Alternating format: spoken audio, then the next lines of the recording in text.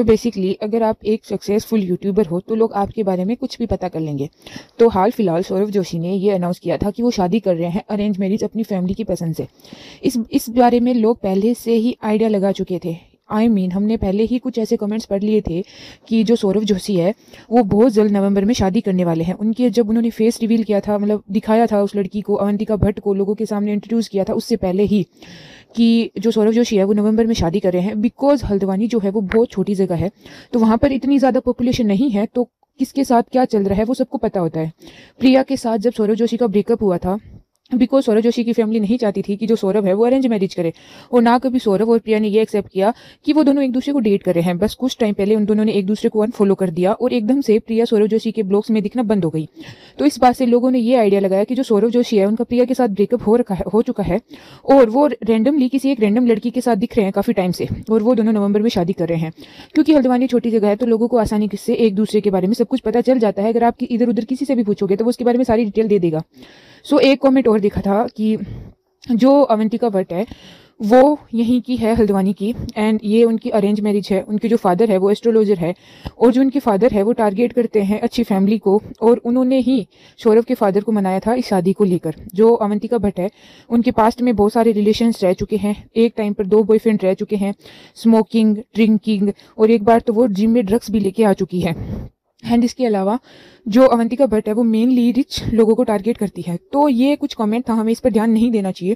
पहले हम आगे बढ़ते हैं।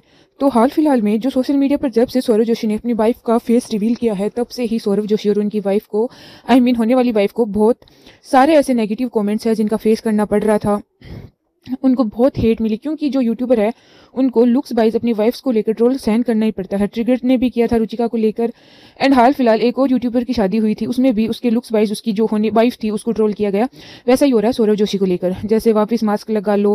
वेल, यहाँ पर गलती सौरभ की भी है। उनको एकदम से ट्रिगर की तरह सॉफ्ट लॉन्च कर देना चाहिए था, या फिर धीरे धीरे अपने वीडियोज में दिखाना था कि ये मतलब हमारी दोस्ती है, और फिर एकदम से बोलना था कि हाँ हम दोनों शादी कर रहे हैं, जिससे लोग एकदम से इतना ज़्यादा ट्रोल नहीं करते। बट यहाँ पर सौरभ ने एक अलग ही हाइप बना दी थी।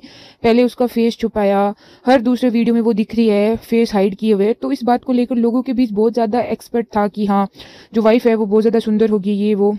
बट जब उसने फेस रिवील किया ना, तो लोगों ने बोला कि इतना ज़्यादा हाइप क्यों बनाया, ये वो। एक होता है ना, आप एकदम से किसी पर्सन को देखते हो तो आप पहले उसके लुक्स ही देखोगे ना, आपको ये तो आइडिया नहीं है ना कि वो पर्सन उसके लिए कैसा है, क्या मैटर करता है, आपको क्या पता, आप उस पर्सन के बारे में जानते थोड़ी हो। तो यहाँ पर सौरभ की गलती है, थोड़ी बहुत गलती लोगों को भी नहीं है, कि लोगों को इतना नहीं करना चाहिए था, उन्होंने तो एकदम से ट्रोल कर दिया। एंड अगर हम इसको सेकेंड रूप में देखें तो जो सौरभ जोशी है वो बहुत लोगों के ऐसे क्रश मटीरियल भी है, क्योंकि उनकी जो फैन फॉलोइंग है उसमें फीमेल्स भी आती है, एंड सी इज 26, तो वहाँ से जो उनकी फीमेल्स है, मतलब फीमेल्स फैन है, वो भी उस पर्सन को हेट कर सकता है। नो डाउट होता ही है, ट्रिगर्ड के केस में भी हुआ था एंड यहाँ पे भी हुआ था। तो यहाँ पर गलती इनकी भी है। इनको एक पर्सन के हर बार इतना ज़्यादा हाइप नहीं बनाना चाहिए था। आप लोगों ने उस चीज़ को लेकर इतना हाइप बना दिया कि जब आपने एकदम से फिर उस चीज़ को आप लोगों के सामने लेके आएंगे तो लोग तो कुछ भी करेंगे ही, लोगों का काम है बोलना। बट आपको ऐसा नहीं करना चाहिए था, आपको एक सॉफ्ट लॉन्चिंग करनी चाहिए थी, जो वहाँ पर आपने नहीं की। एंड सेकेंड थिंग की जो सौरभ जोशी की वाइफ है उसको लेकर एक लड़की अभी आई है सोशल मीडिया पर। उसका ये कहना है कि कर्मा तो बैक आता ही है, मतलब उसका इस बात पर कहना है, क्योंकि उसको अवंतिका भट्ट को एकदम से हेट मिल रहा है इसलिए।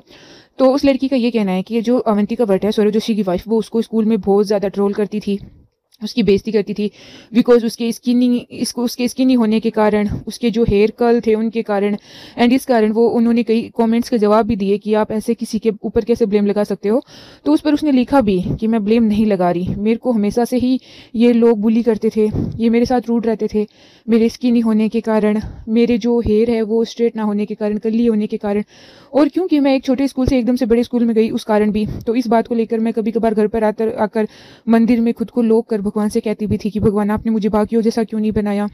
एंड मैं स्कूल से घर पर आने के बाद बहुत टाइम तक रोती भी थी। तो सी यहाँ पर एक रैंडम लड़की अपने फेस के साथ आकर इतना बड़ा तो झूठ नहीं बोलेगी। एंड उस लड़की ने बाकायदा ये कहा है कि अगर मैं झूठ बोल रही हूँ तो जो मेरे बाकी क्लासमेट्स हैं वो आकर मुझे एक्सपोज कर देंगे। तो हाँ, ये तो है कि एक रैंडम लड़की आकर सौरभ जोशी की वाइफ के बारे में, क्योंकि सौरभ जोशी आई थिंक क्या बहुत ज़्यादा फेमस है, वो इंडिया के नंबर 1 ब्लॉगर हैं। तो उनकी वाइफ, होने वाली वाइफ है, वो अब एक सेलिब्रिटी है, तो उनकी वाइफ के बारे में ऐसे तो कोई भी कुछ नहीं बोलेगा, उसके पीछे कोई तो रीज़न है। बाकायदा उस लड़की ने ये मेंशन किया है कि अगर मैं गलत हूँ तो मेरा कोई भी क्लासमेट आकर मुझे एक्सपोज कर देगा। यहाँ पर इस बात में कितनी सच्चाई है या कितना नहीं है, आई डोंट नो, हमें नहीं पता, बट आई थिंक हमें वो यहाँ पर वो लड़की रियल लग रही है, क्योंकि जिस हिसाब से वो ओपनली लोगों के सामने आई है, अपनी बाकायदा अपने फेस के साथ साथ, क्योंकि उसे पता है कि अगर वो यहाँ पर गलत हुई तो सौरव जोशी के जो फैंस है वो उसका जीना हराम कर देंगे। वो यहाँ पर उसकी जो करियर है उस पर भी बात है कि जो सौरव जोशी के फैंस होंगे फिर वो सारे उसे ही टारगेट करेंगे।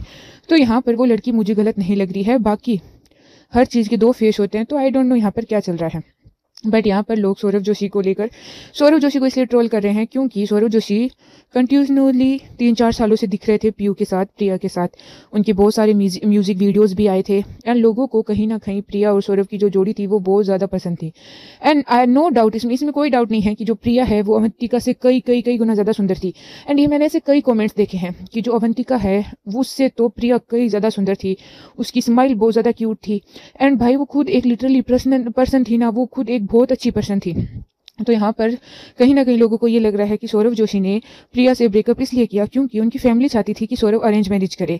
एंड बाकायदा सौरव की फैमिली ने एक ब्लॉग में बोला भी था कि हमें बहुत ज़्यादा प्राउड है कि जो हमारा बेटा है वो हमारी मर्जी से शादी कर रहा है, इस बात को लेकर हम बहुत ज़्यादा खुश है। तो यहाँ पर कहीं ना कहीं सौरव अपनी जो फैमिली को बहुत ज़्यादा प्रायोरिटी देता है और उनकी जो फैमिली भी है वो सही गलत नहीं देखना चाहती।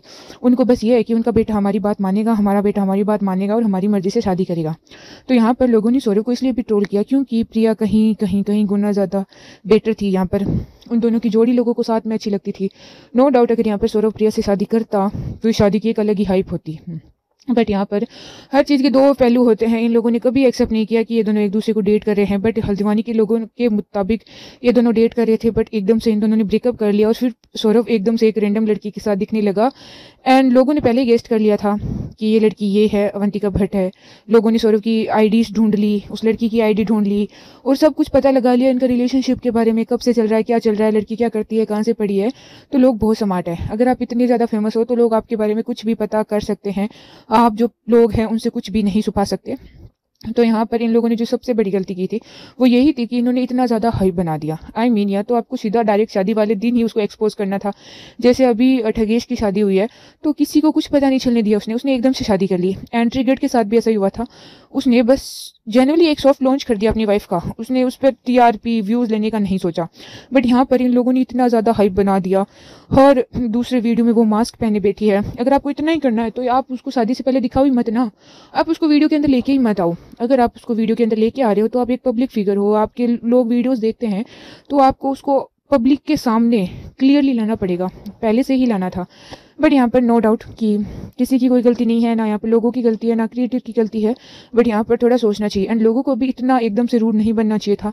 वो तो एकदम से ही सौरव जोशी पर कि हाँ ऐसा कैसे हो गया, तुम एकदम से ऐसे शादी कैसे कर सकते हो, तुम ऐसी लड़की से शादी कैसे कर सकते हो, जो जेन्युइनली यूट्यूबर्स के केस में होता है। एंड नॉट यूट्यूबर, जो भी सेलिब्रिटी है, जो भी फेमस है, उसके केस में ऐसा होगा ही कि लोग एक बार तो उसे ट्रोल करेंगे ही। बट यहाँ पर आई डोंट नो किसका पूरा क्या गलती है।